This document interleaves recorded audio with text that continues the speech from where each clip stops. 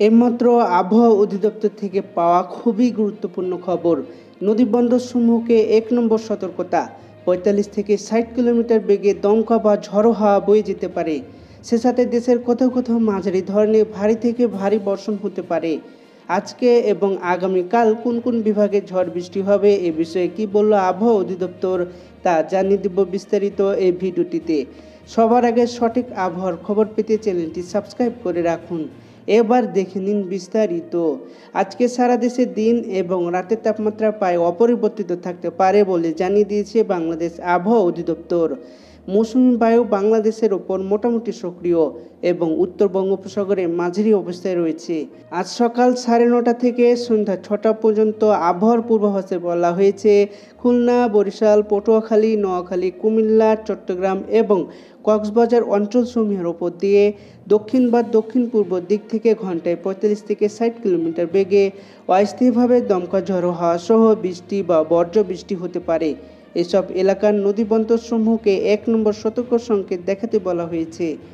আজকের আবহাওয়ার পূর্বাভাসে আরও বলা হয়েছে খুলনা, বরিশাল, চট্টগ্রাম ও সিলেট বিভাগের অনেক জায়গায় এবং রংপুর, রাজশাহী, ঢাকা ও ময়মনসিংহ বিভাগের কিছু কিছু জায়গায় অস্থায়ীভাবে দমকা হাওয়া সহ হালকা থেকে মাঝারি ধরনের বৃষ্টি বা বজ্রসহ বৃষ্টি হতে পারে।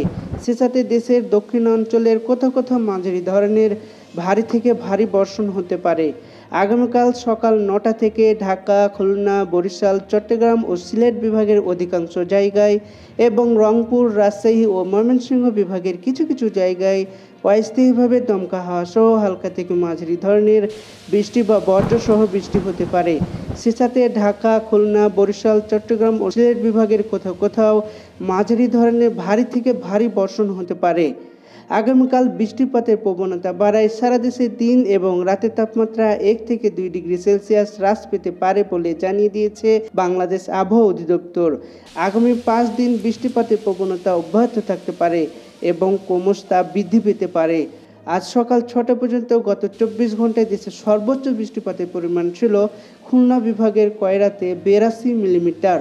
গতকাল দেশের সর্বোচ্চ তাপমাত্রা রেকর্ড করা হয় রংপুর বিভাগের রংপুরে ৩৬.২ ডিগ্রি সেলসিয়াস এবং আজ দেশের সর্বনিম্ন তাপমাত্রা রেকর্ড করা হয় চট্টগ্রাম বিভাগের বান্দরবানে ২৪.৭ ডিগ্রি সেলসিয়াস।